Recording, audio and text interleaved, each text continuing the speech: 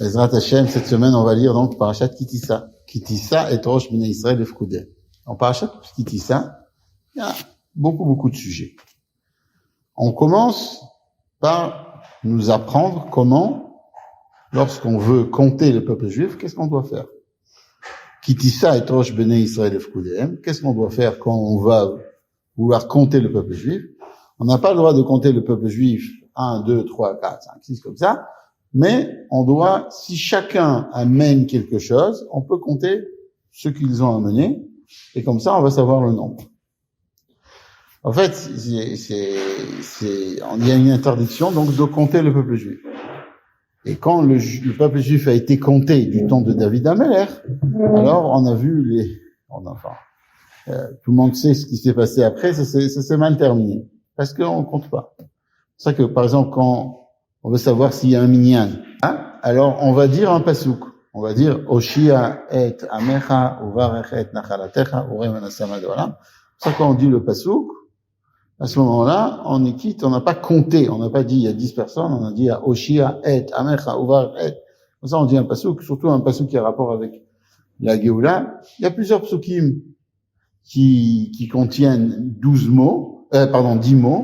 Donc, on peut utiliser plusieurs sortes de psukim, mais l'usage, il est de compter par Oshia et Amecha. Alors ça, c'est le premier sujet qu'on va nous parler de la paracha. Le deuxième sujet essentiel, mais vraiment très important qu'on va nous parler dans la paracha, c'est l'histoire qui s'est passée quand Moshe Rabbeinu, après le Matan Torah, il est monté au Har Sinaï, et une fois qu'il était donc au Har Sinaï, qu'est-ce qui s'est passé?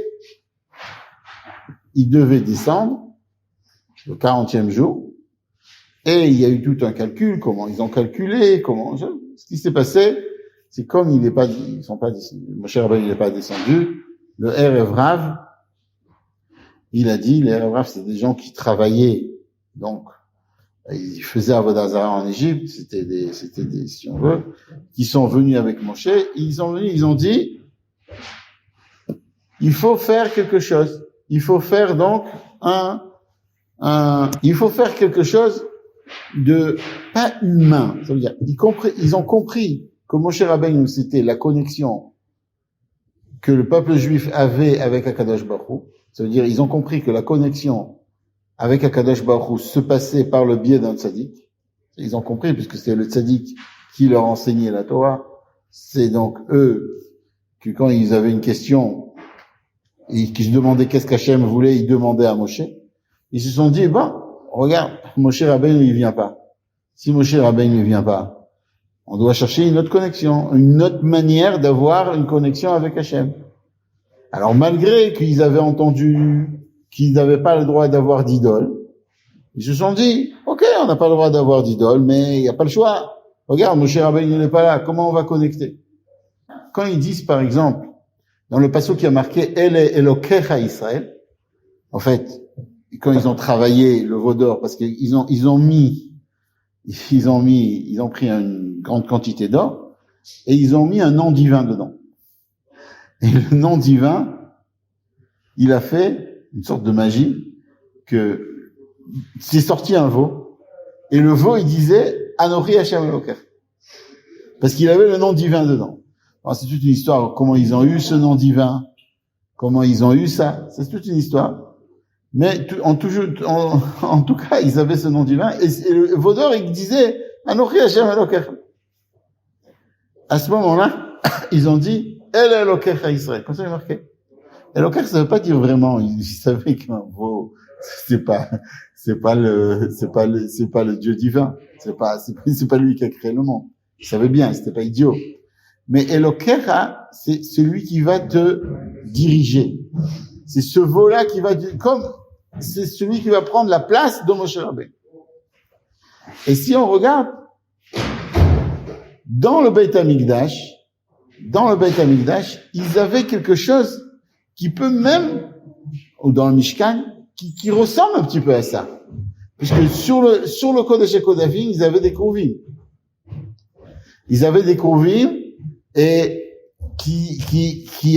et ces Kruvim-là amenaient la Shrina en bas, faisaient descendre la Shrina en bas. Seulement ces Kruvim-là, c'était ordonné par Hachem. Ces Kérouvim-là, c'était quelque chose de spécial qu'Akadosh Baruch Hu avait donné la possibilité à ces Kérouvim-là de recevoir une certaine connexion, de représenter quelque chose, d'amener de la sainteté. Eux, ce qu'ils ont voulu faire, c'est se dire, nous aussi, on peut décider la Torah. Nous aussi, on peut, et quand on fait quelque chose comme ça, alors, on fait de la Avodah Zarah. On fait exactement l'inverse. On fait de l'idolâtrie.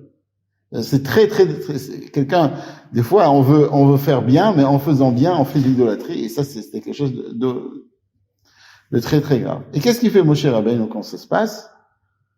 Moshe Rabbeinu, il a un très, très grand dilemme. D'un côté, il y a la Torah. Et il y a la Torah. Et lui, Moshe Rabbeinu, il sait c'est quoi la Torah. Nous, bon, ça va. Mais Moshe Rabbeinu, lui, il sait, puisqu'il a marqué que Moshe Rabbeinu, tout le lien de Moshe Rabbeinu, c'est la Torah. D'un côté, il y a la Torah. Et d'un autre côté, il y a le peuple juif. Et il se dit, qu'est-ce que je fais? Qu'est-ce qui est pire? C'est comme si quelqu'un, d'un côté, il veut éduquer son enfant, et d'un autre côté, il se dit, je veux t'éduquer, mais tu es mon enfant. Alors, est-ce qu'il renvoie son enfant quand son enfant il fait un problème? Ou, et dans ce cas-là, il garde son éducation? Ou alors il dit à son enfant, il lui dit, écoute, c'est pas grave, tu es mon enfant quand même, reste chez moi. Mais à ce moment-là, il perd toute son éducation. Donc, il avait un dilemme énorme, Moshe Rabbeinu. Qu'est-ce qu'il doit faire dans ce cas-là? Et, à vrai dire, ce dilemme-là, il est posé par Eliyahu Hanavi. Eliyahu Hanavi, il pose la question, il dit comme ça. Quand Akadosh Baruch Hu, il a créé le monde, il y a deux choses qu'il a créées. Il a créé Israël et il a créé la Torah. Pourquoi il a créé la Torah et pourquoi il a créé Israël? Est-ce qu'il a créé la Torah parce qu'il se dit, ok, j'ai le peuple juif est très important, et j'ai besoin de quelque chose qui le tienne, qui le laisse dans un droit chemin. Regardez maintenant ce qui se passe quand les gens, ils ont pas de Torah, même qui sont très intellectuels, ils arrivent à des bêtises qui sont même pas pensables. Pourquoi? Parce qu'ils n'ont pas de Torah. Alors, est-ce que donc j'ai mon peuple juif que j'aime, j'ai mon fils, il faut que je lui donne des lois, il faut que je lui donne comment se conduire. Donc si tu veux, la Torah, elle est pour le peuple juif. Ou alors, non, Akadosh Baruch Hu, il a créé la Torah. La Torah, c'est quelque chose d'extrêmement saint. Tellement Kadosh que ça a été créé 2000 ans avant la création du monde. D'accord? Et il y a besoin quelqu'un qui va travailler la Torah. Qui c'est qui va le faire? D'accord? Chacun a des intérêts. On dit qu'Akadosh Baruch Hu, avant de donner la Torah au peuple juif, il a regardé toutes les nations, et au fait, aucune nation était d'accord de l'accepter. C'est pas, tout le monde a demandé, qu'est-ce qui a marqué dans la Torah? Tout le monde s'est demandé, qu'est-ce qui a marqué dans la Torah? D'accord? Toutes les nations, on dit, qu'est-ce qui a marqué dans la Torah de pas voler? Ah, non, c'est pas pour nous. Qu'est-ce qui a marqué dans la Torah de pas avoir de pas faire d'adultère? Ah, c'est pas pour nous. Chacun a dit, c'est pas pour nous.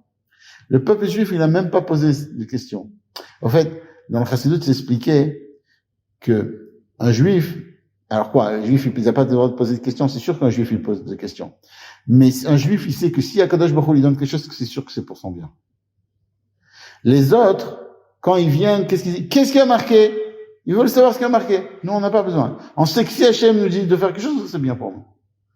Donc, parce que nous, on a une connexion.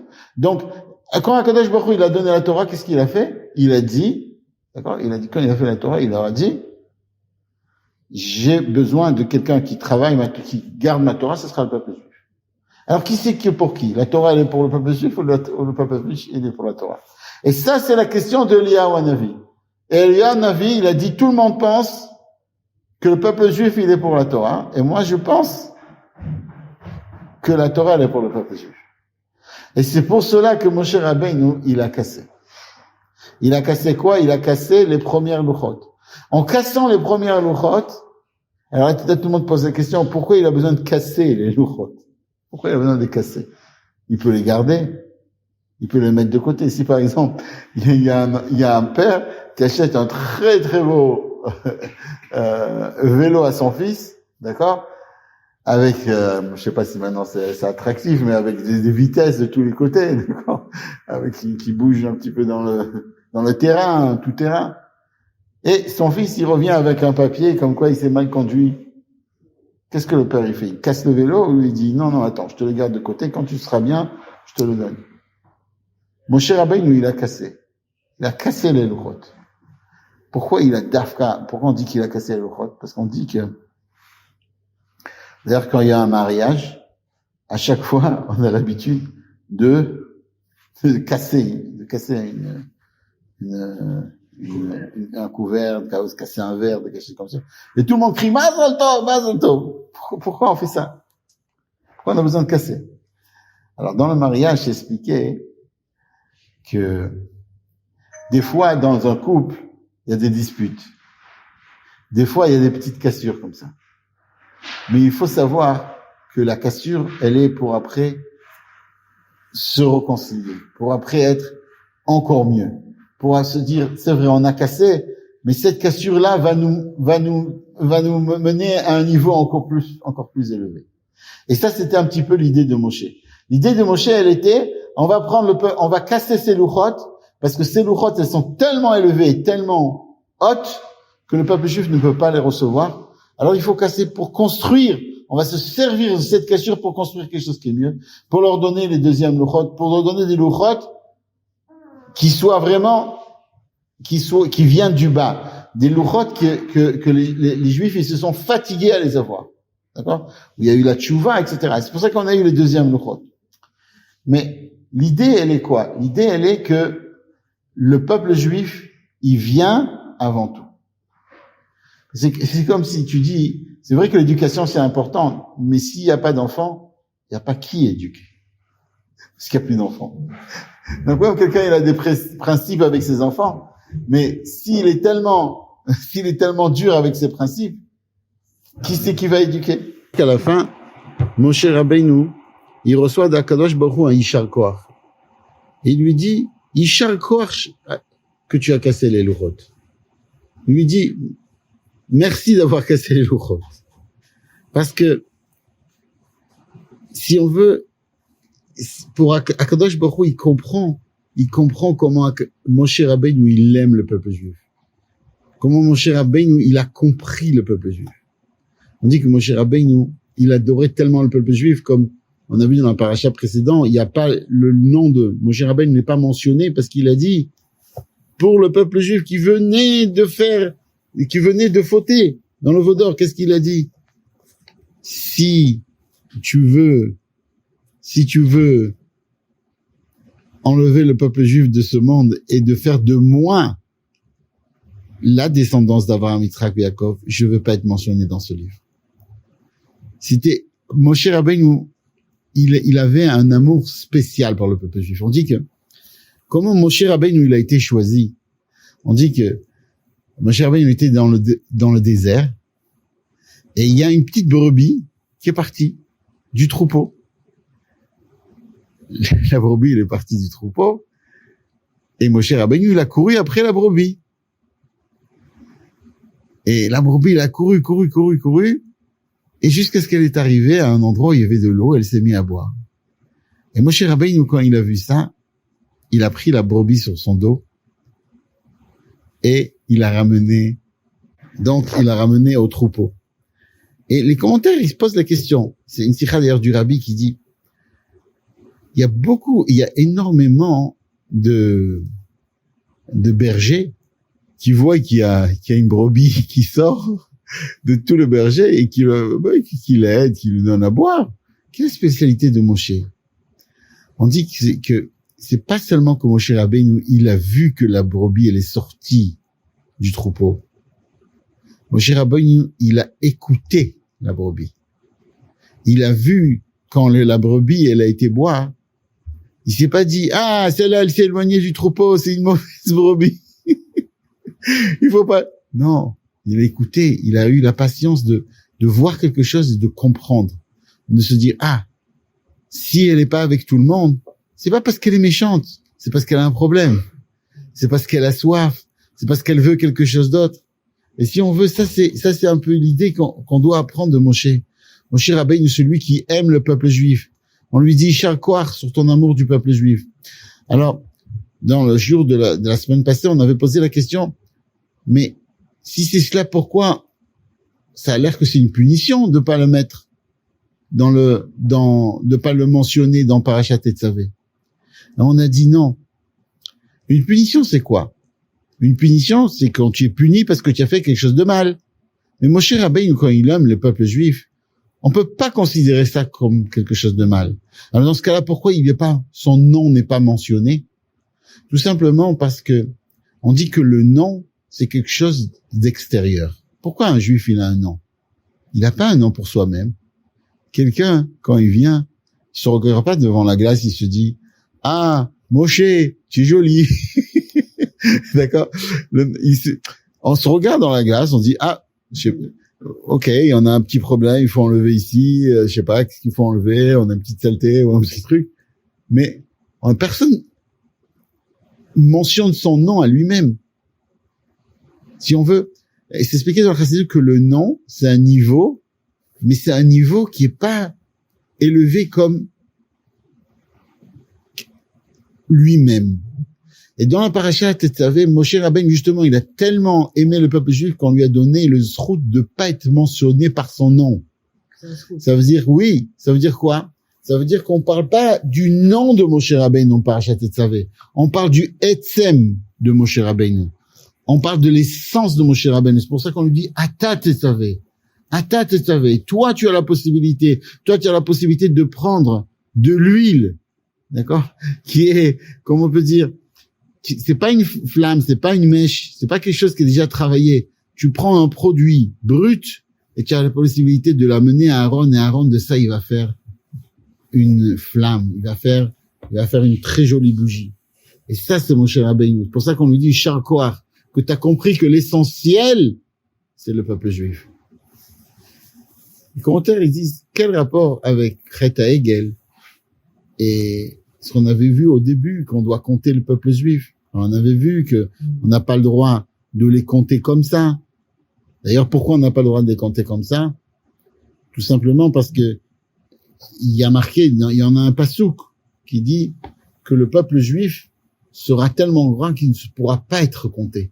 Sher lo yimad velo yisaper. Il ne pourra pas être compté tellement il sera. On voit chez Shaoul, lui, il a compté.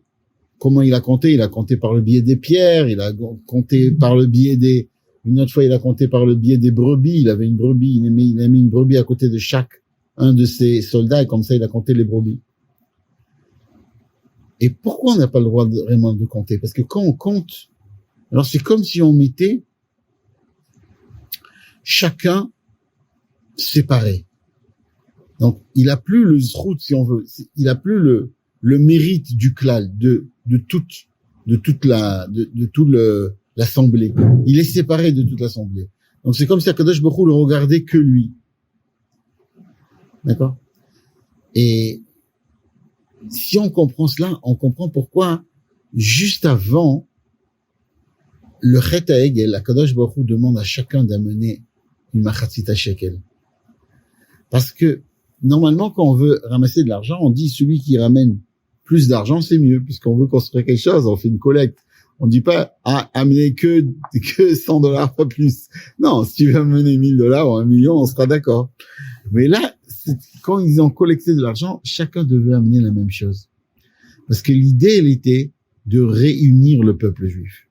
Justement, de pas séparer le peuple juif, de réunir le peuple juif. Et c'était une réunion très spéciale, parce qu'en fait, ce qui se passait, c'est que chacun devait amener juste une moitié de shekel. Pourquoi une moitié? Parce que quand on amène une moitié, on comprend qu'il y a que si l'autre personne, elle amène une autre moitié, alors il y a quelque chose de shalem, alors il y a quelque chose de plein. En fait, quand ils amenaient une moitié de shekel, ils voulaient montrer que chacun est que une moitié. On a besoin de l'autre, on a besoin de notre juif. C'est pour ça que la Gemara dans Masechet Brachot, elle dit que ce qui s'est passé, c'est que vos shkalim à vous, grâce à vos shkalim que vous avez amenés dans le désert, c'est venu avant les shkalim de Haman. Et grâce à ça, les shkalim que Haman, il a donné, la seret à la fine kikar, qu'il a donné, a été annulé par les shkalim du désert. L'unité que le peuple juif a eu a annulé le décret de Haman, a annulé les mauvaises choses du peuple juif, de Chet HaEgel, on nous donne aussi la solution. La solution pour pas arriver à ça, c'est d'abord d'aimer le peuple juif et deuxièmement, de s'unir. De réussir à s'unir, que tout le monde fasse quelque chose en même temps, tout le monde amène sa petite pièce, tout le monde, et pas une petite pièce en feu, ça veut dire avec hitlavut, avec en pression. Et si chacun de nous va faire ça, va faire cette petite mitzvah en hitlavut, on va s'unir avec tout le peuple juif, alors on va arriver au pardon, et que Bezrat Hashem, on voit que des miracles. On sait que cette année, on a besoin de beaucoup de miracles. Pour ça que très possible qu'Hachem, il a fait que cette année, on est 2 Hadar. 2 Hadar, on dit que dans Hadar, c'est le jour, le mois de la joie. Et que si quelqu'un, il a un problème avec des non-juifs, alors il doit le faire. Des non-juifs qui veulent faire du mal, le peuple juif adore. Il doit faire le jugement en Hadar. Alors ça, c'est l'idée que maintenant, avec ce qui se passe en Israël, on a Bezrat Hashem 2 mois de Hadar. Et qu'Akadosh Baruch Hu nous aide. Et avec l'union, avec l'amour du peuple juif, on arrive à la venue du Mashiach tête au